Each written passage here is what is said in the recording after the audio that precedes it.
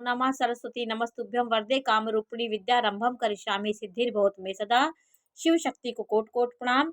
मेरे श्रोतागण, मैं आपको चंद्रमा किस तत्व में बैठ करके क्या फल देता है, इस बारे में मैं आज आपको जानकारी दे रही थी। मैंने आपको कि ये बताया था कि चंद्रमा किस तत्व की राशि में बैठ के क्या फल देता है।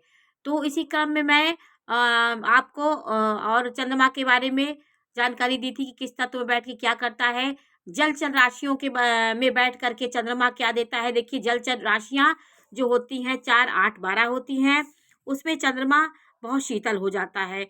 वो चंद्रमा उसमें बल प्राप्त कर लेता है, क्योंकि चंद्रमा भी एक शीतल ग्रह है और जल तत्व से संबंधित रखता है। कर्क राशि में, ये कर्क राशि का ग्रह है, कर्क राशि की इसकी राशि है। ये चंद्रमा आपका शीतल होगा, अच्छी स्थिति में होगा, तो आपको आपकी मानसिक स्थिति बहुत अच्छी होगी। और यदि चंद्रमा कमजोर है तो आप बात बात पे अपने बात पे टिक नहीं पाएंगे। आप कहीं ना कहीं भयभीत रहेंगे, आपका मन चंचल रहेगा, आप किसी बात पे स्थिर नहीं हो पाएंगे। यदि आपका चंद्रमा कमजोर है तो आप हर समय दुविधा में रहेंगे, तो आप अपनी बात पे निर्णय नहीं ले पाएंगे। सूर्य और मंगल की स्थिति अच्छी है तो ठीक है, नहीं तो ये चंद्रमा शीतल हो जाता है। आपका मन मजबूत होना चाहिए। मंगल से आपकी आत्मा मजबूत होती है और मंगल से आपका शरीर में शक्ति, पावर और ऊर्जा होती है, और सूर्य से आपकी आत्मा प्रबल होती है। तो पिता से आत्मा का कारक जोड़ा गया है, आत्म कारक ग्रह होता है सूर्य। तो सूर्य से आपके मन की मजबूती जानी जाती है। और यदि ये आपका चंद्रमा कमजोर हो गया तो नकारात्मकता आपके ऊपर हावी होगी। आपके अंदर सकारात्मकता आते आते निगेटिव नकारात्मक बातें आपके मन में गूंजने लगती हैं। डिप्रेशन भी आपको चंद्रमा देता है। डिप्रेशन का शिकार हो जाएंगे यदि पीड़ित है तो। व्यक्ति सोचता जाता है, पहले ही किसी बात को सोच करके पूर्वाभास करके उन्हें जल्दी से बातों को निगेटिव पे पहुंच जाएगा यदि पीड़ित है तो। और यदि आपकी राशि जल तत्व की है तो आपका एक गॉड गिफ्टेड, आपके ऊपर एक ईश्वरीय कृपा आपके ऊपर ऊपर होती है। कर्क राशि, वृश्चिक राशि और मीन राशि में चंद्रमा आपका होगा तो आपको पूर्वाभास बहुत जल्दी होता है। आपको किसी बात का अच्छा होने को होगा तो भी आपको कहीं ना कहीं एक पूर्वाभास हो जाएगा, और ईश्वर की कृपा आप पे बनी रहती है। भगवान शिव की कृपा आप प्राप्त करने वाले व्यक्ति होते हैं। दूसरों को परोपकार करने की आपकी प्रबल भावना होते हैं। सबकी मदद करना आपके अंदर बहुत होता है। सलाह देने वाले होते हैं। किसी को गलत राह आप नहीं दे पाएंगे। आपका दुश्मन भी होगा, आपके साथ आकर कोई राय मांगेगा तो आप उसको सही राय देंगे। जल तत्व एक ब्राह्मण राशि होती है, तो ब्राह्मण जैसे सबको निर्देशन देने वाला होता है, सही ज्ञान देने वाला होता है, उसी प्रकार आपकी राशि भी सही सलाह, सही ज्ञान देने वाली होती है।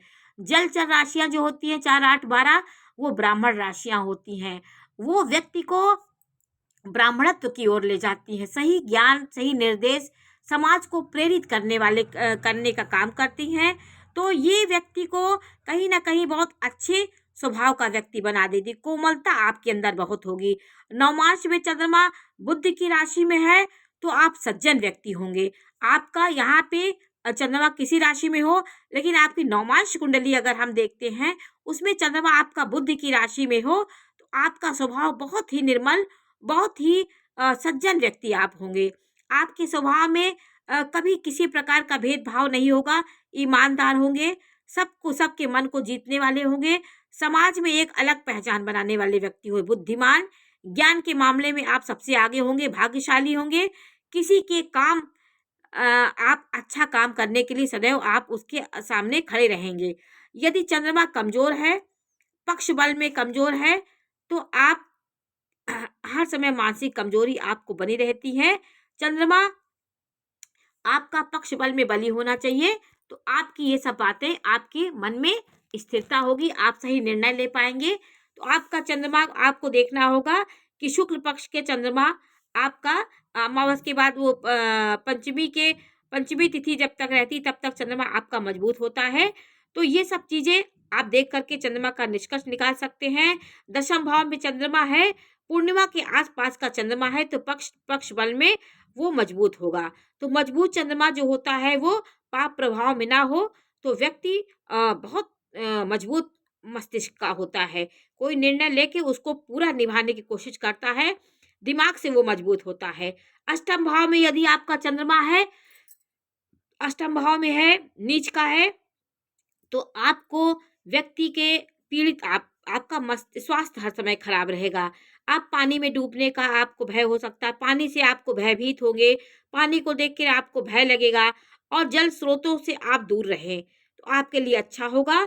यदि यहाँ पे अष्टम भाव में आपका चंद्रमा है, पीड़ित है, तो आप भयभीत रहने वाले व्यक्ति, चिंता तनाव आपके मन में अक्सर बना रहता है। बचपन में आपका स्वास्थ्य खराब रहता है। यदि जलचर राशि में 8वें नंबर में यदि पाप पीड़ित चंद्रमा है तो आपकी ये सब चीजें आपके मन में होंगी। देखिए, पृथ्वी तत्व राशियां जो होती हैं वो 2, 6 और 10, ये राशियों में चंद्रमा स्थिर होता है। ये राशियां संकल्प आपका बहुत मजबूत होता है, धैर्य से आप किसी चीज को पकड़ के चलते हैं। तो यहाँ पे आप अर्थ के मामले में मजबूत होंगे, तो आपका अर्थ मजबूत होगा तो आपका मन भी मजबूत होगा। तो अर्थ के मामले में ये बहुत अच्छी राशियां होती हैं। तो आज हमने आपको सब राशियों के बारे में जानकारी दिया कि 12 राशियां 4 भागों में बांटी गई हैं।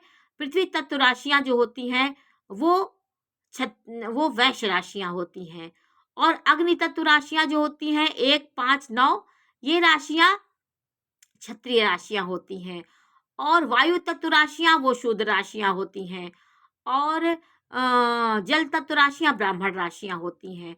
तो शूद्र राशियां, इसका मतलब आप शूद्र नहीं है, ये मतलब नहीं होता कि आप शूद्र हैं। शूद्र का मतलब कर्म करने वाली राशियां, सेवक राशियां, जो सेवा करना और कर्तव्यों का पालन करने वाली राशियां होती हैं, वो वायु राशियां होती हैं।